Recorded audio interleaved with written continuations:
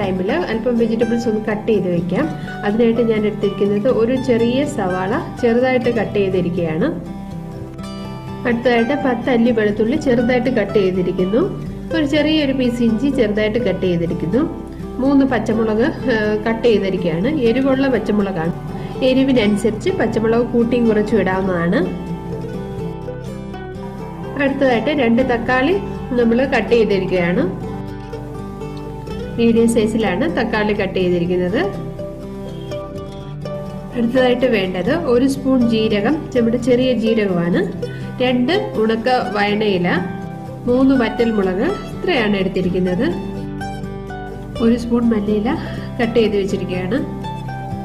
ഇതിലേക്ക് പൊടികൾ വേണ്ടത് 1/2 സ്പൂൺ മഞ്ഞൾപ്പൊടി, 1/2 സ്പൂൺ മുളക് പൊടി, ഇത്രയാണ് എടുത്തിരിക്കുന്നത്.